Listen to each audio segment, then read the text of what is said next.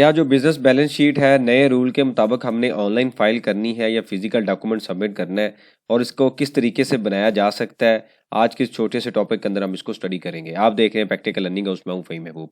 वापस आते हैं टॉपिक के ऊपर। तो एसआरओ 350 एक नया रूल आया था जिसमें एक एसआरओ आया है जिसके अंदर जो सेल टैक्स के डिफरेंट 4-5 पॉइंट डिस्कस किए गए थे, जिसके ऊपर वन बाय वन हमने सारे लेक्चर देख लिए।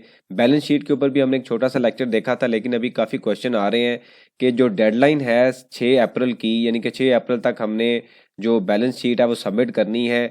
कंपनी जिसके वन सिंगल मेंबर है, उसके अलावा जो अदर देन एओपी है या बिजनेस इंडिविजुअल, उन सब ने जो बैलेंस शीट सबमिट करनी है। और कंपनी जिनके मोर देन वन मेंबर है उन्होंने सबमिट नहीं करनी, मैन्युफैक्चरर ने नहीं करनी। अदर देन डैट जितने भी बिजनेस हैं वो जो सेल टैक्स में रजिस्टर्ड उन्होंने बैलेंस शीट सबमिट करनी है। और इसको क्या ऑनलाइन करना है या फिजिकल करना है, इसके ऊपर हम डिस्कशन करेंगे। लेकिन इससे पहले हम ये समझ लेते हैं कि बैलेंस शीट होता क्या है। बैलेंस शीट के अंदर हमने ये देखा था, बैलेंस शीट बेसिकली एक टेम्पलेट होता है जो ये बताता है कि आपकी कितनी इन्वेस्टमेंट है और क्या क्या आपका एसेट्स हैं, कितनी आपके पेबल्स हैं, कितने रिसीवेबल्स हैं, और क्या वाकई ही आपकी कोई फिजिकल एग्जिस्टेंस है कि आप बिजनेस परफॉर्म कर सकें। अगर आप यहाँ पे आप देखें तो मैंने एक टेम्पलेट रखा है, यहाँ पे मैं साथ साथ आपको हाईलाइट करके भी दिखाता जाता हूँ कि इसमें आप देखें तो यहाँ पे बैलेंस शीट के फॉर्मेट में दो चीज़ें बड़ी कॉमन होती हैं। पहले सबके सामने एक टेम्पलेट है, यहाँ पे सबसे पहले अगर जिसका फॉर्मेट अगर हम देखें तो यहाँ पे लेफ्ट साइड पे आपके पास एसेट्स आ रहे हैं और उसमें जो करंट एसेट्स हैं, ये नॉन करंट एसेट्स हैं, ये वो एसेट हैं जिनकी लाइफ जो है मोर देन 1 ईयर होती है एज पर अकाउंटिंग स्टैंडर्ड। उसके बाद करंट एसेट्स हैं, ये वो है जिनकी लाइफ लेस देन 1 है, और अभी देखते हैं इसके नीचे भी हम स्टडी करेंगे इसको। उसके बाद आता है कि टोटल एसेट आएगा, फिर हमने जो इन्वेस्टमेंट की हुई है वो इन्वेस्टमेंट आ जाएगी, आपका कैपिटल आ जाएगा, और उसके बाद कुछ आपकी लाइबिलिटीज़ भी आ जाती हैं। लाइबिलिटी में भी नॉन करंट लाइबिलिटी और करंट लाइबिलिटी है। तो एट द एंड जाके ये जो फिगर होती है 406 फॉर एग्जांपल मिलियन है, 406.7 मिलियन है, तो ये टोटल जो एसेट्स हैं वो इक्विटी और लाइबिलिटी के बराबर होने चाहिए। तो जब ये चीज़ बराबर होती है तो इसको हम क्या बोलते हैं, ये बैलेंस हो गई है। तो इसको हम इसलिए हम इसको क्या कहते हैं, बैलेंस शीट। और बैलेंस शीट याद रखें, किसी भी बिजनेस की पोजीशन जो देती है वो एज ऑन देती है कि आज की डेट में आपकी बिजनेस की क्या वैल्यू है। तो प्रॉफिट एंड लॉस में हम लिखते हैं for the period. For the period में का मतलब ये है कि फॉर एग्जांपल जुलाई से जून तक का प्रॉफिट हमने एक साल का बनाया है, तो ये फॉर द पीरियड है। बैलेंस शीट बताती है एज ऑन, यानी कि 30 जून पर बिजनेस की क्या पोजीशन है। ये क्यूमुलेटेड नहीं, ये बैलेंस इसमें आता है लेकिन ये कंबाइन नहीं होती। जो एज ऑन बैलेंस आपके बैंक बैलेंस में 30 जून पे पड़ा हुआ है ये वो दिखाएगा। उसके बाद आपके एज ऑन प्रॉपर्टी प्लांट और इक्विपमेंट की कितनी वैल्यू है वो दिखाएगा।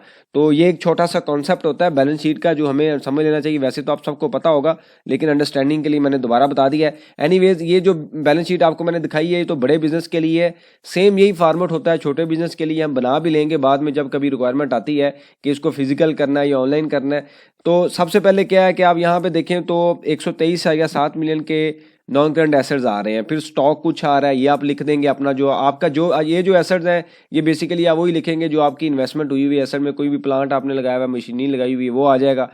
तो दूसरा कुछ आपके रिसीवेबल हो सकते हैं, आपने किसी से पैसे लेने हैं, उसके बाद कोई एडवांसेस अगर आपने कोई दिया हुआ है, कोई भी प्री पेमेंट्स हैं, कोई बिल्डिंग ली हुई है उसके अगेंस्ट एडवांस दिया हुआ है। फिर आता है कि जो कोई रिलेटेड पार्टी होता है कि आपके 2 या 3 बिजनेस हैं और एक बिजनेस से आपने लेना है दूसरे बिजनेस को देना है, तो ये रिलेटेड पार्टी कुछ ट्रांजेक्शन आ जाती हैं। कुछ गवर्नमेंट का फंड होता है, इसको जो इनपुट आपका कैरी फॉरवर्ड आ रहा होता है ये वो वाला है। एडवांस टैक्सेस आ रहा है नीचे, ये भी जो आपने advance tax during the period पे किए हुए हैं। और ये आ गया 5.7 मिलियन जो आपका बैंक बैलेंस है, यानी कि 30 जून पे जो आपका क्लोजिंग बैलेंस है वो आपने यहाँ पे मेंशन कर दिया।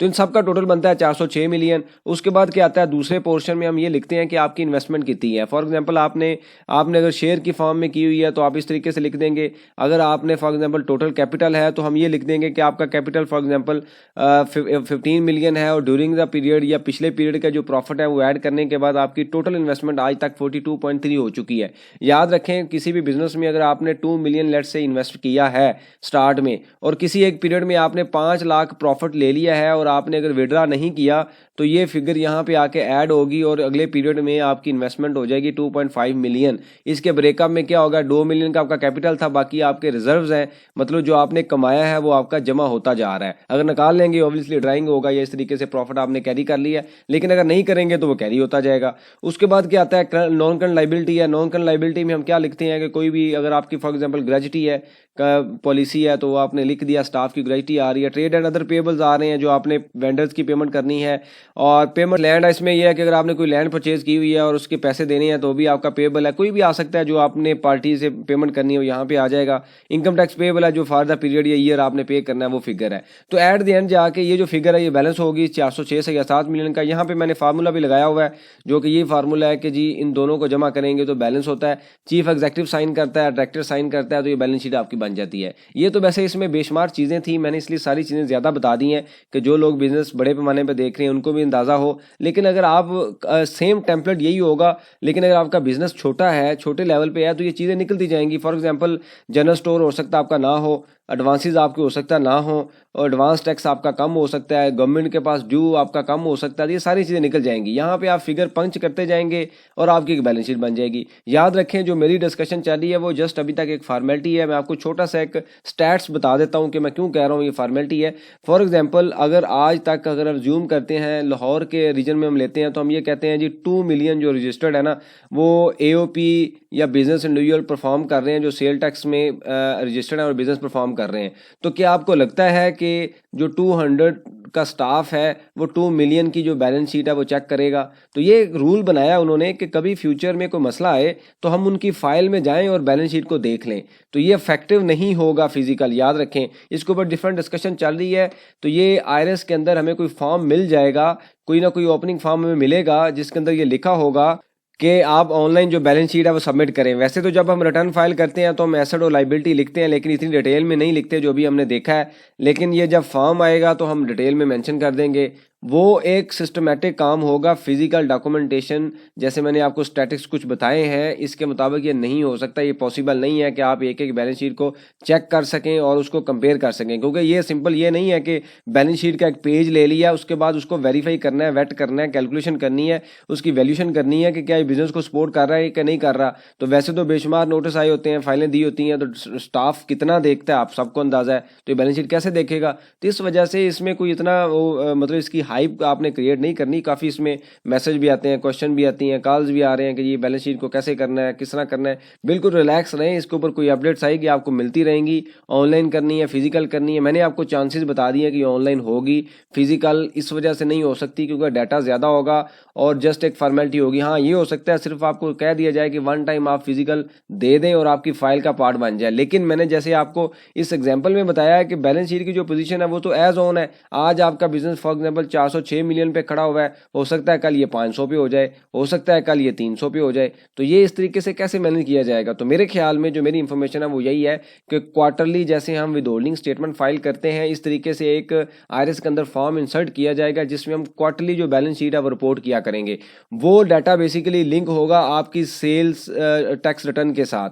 अगर कुछ नॉर्मल होगा तो आपको रिटर्न फाइल नहीं करने दिया जाएगा। ये सारा ऑटोमेशन होगा, लेस इंडिविजुअल इन्वॉल्वमेंट है, इसमें सारी ऑटोमेशन होगी। ये अभी इस पे काम हो रहा है, डिजिटलाइजेशन के ऊपर चल रही हैं चीज़ें, लेकिन अभी इस साल का प्लान है, फौरी तौर पे इंप्लीमेंट नहीं होगा। तो लिहाजा बैलेंस शीट के ऊपर ये अपडेट है, इसमें बिल्कुल रिलैक्स लें। कोई डॉक्यूमेंट आएगा, मेरी डिस्कशन होती रहती है, कोई इश्यूज आएंगे, डॉक्यूमेंट आएंगे तो आपको लाजमी अपडेट किया जाएगा। बैलेंस शीट का टेम्पलेट कैसा होता है इसका ओवरव्यू मैंने आपको दे दिया है। बेसिक डिफरेंस आपने याद रखना है, बैलेंस शीट हमेशा एज ऑन होती है। आप जिस डेट को बनाएंगे, फॉर एग्जाम्पल आप 31 जुलाई को बनाते हैं, 31 अगस्त को बनाते हैं, 30 सितंबर को बनाते हैं, 30 नवंबर को बनाते हैं, तो उस डेट का आप सारा डाटा ये लिखना है।